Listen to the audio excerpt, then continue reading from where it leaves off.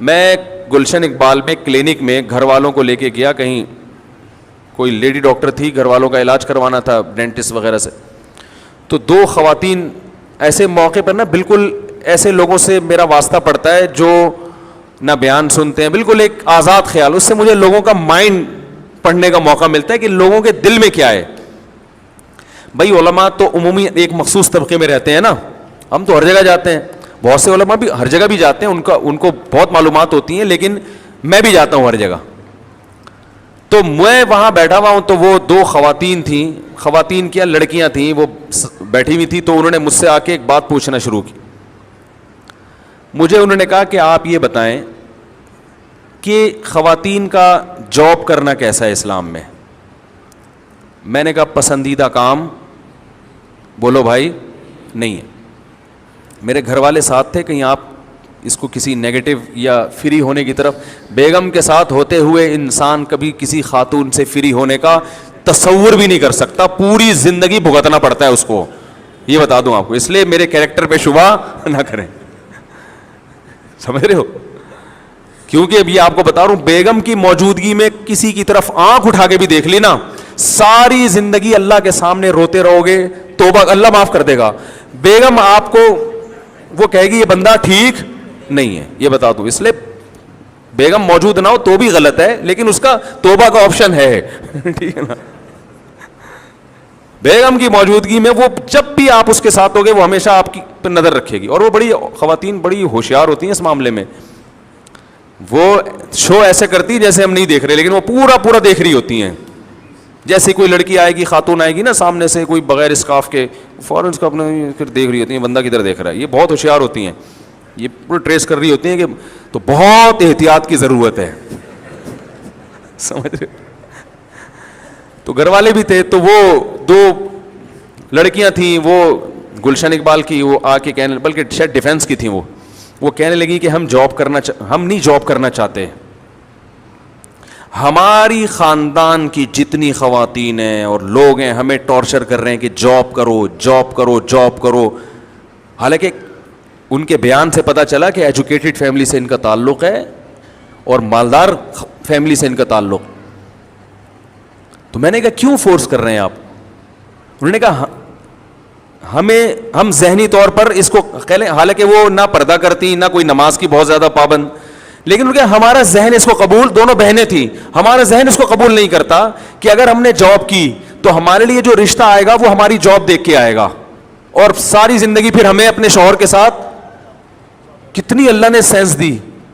میں نے کہا یہ تو بڑی کوئی بہت ہی خاندانی خواتین ہیں, خاندانی بچیاں ہیں, جو اتنی سوچ جس کی طرف آج بڑے پڑھے لکھے لوگوں کا ذہن نہیں جا رہا. انہوں نے کہا مفتی صاحب یہ جو کلچر پھیل رہا ہے, مجھے وہ جانتی تھی یوٹیوب کے حوالے سے, کہ یہ جو کلچر پھیل رہا ہے نا خواتین میں جاب کا, انہوں نے کہا ہم ایجوکیٹڈ ہیں, بہت اچھی تنخواہ پہ ہم جاب کر سکتے ہیں, کھڑے کھڑے جاب ملے گی, لیکن آپ اللہ کا واسطہ ممبر پہ آواز اٹھائیں کہ یہ جاب کا کلچر خواتین کو برباد کر رہا ہے, مردوں کو اپاہج بنا رہا ہے یہ.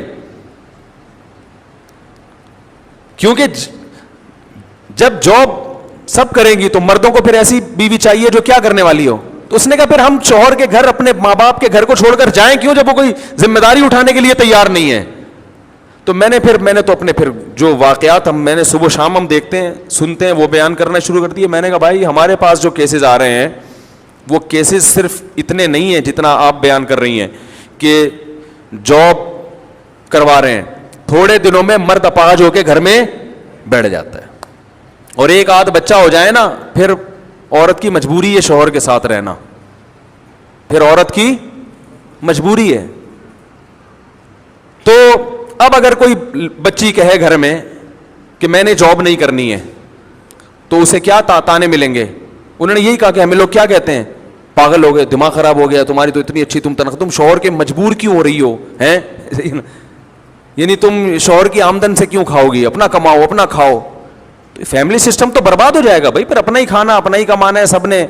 تو ٹھیک ہے پھر گھر ور توڑ دو, اس کو کرائے پہ دے دو, گھروں کو ہوٹل بنا کے کرائے پہ دے دیں. بیگم صبح جاب پہ نکلے وہ اپنا کمائے, آپ صبح جاب پہ نکلیں آپ اپنا کمائیں, سمجھ رہے ہو.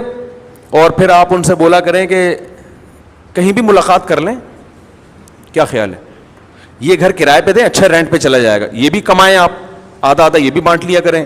جب کمانا ہی اصل چیز ہے, گھر بار کچھ نہیں ہوتا, تو پھر کمائیں کمائیں کمائیں, جہاں اللہ موقع دے ملاقات کر لیا کریں, سلام دعا کر لیا کریں, ٹھیک ہے نا. ورنہ قائد اعظم کا مزار تو لوگوں نے ڈیٹنگ پوائنٹ بنایا ہوا ہے, آپ اسلامی ڈیٹ لگائیں, آپ بیگم کے ساتھ وہاں ملاقات کیا کریں, ہیلو ہائے کر لیا کریں. تو اس کے لیے پھر باقاعدہ پراپر گھر ہونا, اور بچوں کو آپ اس میں جمع کرا دیں. آج کل جو ایک ادارے بنے ہوئے ہیں وہ بچے بھی پال لیتے ہیں, تو وہاں پیسے جمع کرا دیا کریں, ہفتے میں بچوں سے بھی مل لیا کریں جا کے. تو ہفتے میں کبھی ایک آدھ دن میرا خیال ہے کوئی ہوٹل کرائے پہ لے لیں, وہ سستا پڑے گا. بڑا بہترین مشورہ دے رہا ہوں میں. تو اس سے پیسے بچ جائیں گے اور دونوں ہنسی خوشی بولو بھائی زندگی گزار. لیکن بڑھاپا بڑا خطرناک ہوگا, کیونکہ بچوں کو گھر نہیں ملے گا, ان کو اماں اکثر شارٹ ملیں گی مارکیٹ سے. ماں کا تو بچپن میں ہی ریلیشن ہوتا ہے. ہمیں یاد ہے ہم جب گھر میں آتے تھے اسکول سے, سب سے پہلے امی کہاں ہیں. امی اگر کہیں اڑوس پڑوس میں اٹھا کے نا چیزیں اٹھا کے پٹکتے تھے. بچے کو ماں چاہیے بھائی ہر وقت, اور پھر یہی یادیں بچپن میں باقی رہ جاتی ہیں. وہ صبح آفس جا رہی ہے اور وہ شام کو آ رہی ہے, یہ بھی صبح چلے گئے, تو یہ بچے پھر اول تو اسی وجہ سے بچے پیدا ہی نہیں ہوتے, پھر گھر ہی نہیں بنتا, ہوتے ہیں تو وہ کہیں اور رکھوا دیے. تو میں نے ملیشیا میں دیکھا لڑکیاں جاب کر رہی ہیں ہوٹل میں نا, فش, ہم لوگ بھی وہاں ہوٹل میں بیٹھ کے فش کھا رہے تھے, تو ہمارے سامنے کچن ایک لڑکی بیٹھی ہوئی, وہ فش بنا رہی ہم لوگوں کے لیے, وہ صبح سے پتہ نہیں, اور اس کا بچہ واکر میں قریبی. میں نے کہا ان کمبختوں کو دیکھو, جو عورت گھر میں صرف اپنے شوہر اور بچوں کے لیے فش پکائے یہ ظلم ہے, اس کو کہتے ہیں قید خانے میں ڈال دیا. اور جو بیچاری بچہ بھی پال رہی ہے اور وہ بچہ تھوڑی تھوڑی میں روتا تو واکر ہلاتی, اور صبح سے سینکڑوں لوگوں کے لیے فش بنا چکی ہے, یہ آزادی ہے. یہ کیا ہے؟ یہ ظلم نہیں ہے عورت کے اوپر. او بھائی اس کو آرام سے بولو تم گھر میں بیٹھو, تم بچے پالو, فش پکانا اور کھلانا کس کی ذمہ داری ہے؟ فشنگ کرنا ہماری ذمہ داری ہے, ہم تمہیں لا کے گھر میں کھلائیں گے.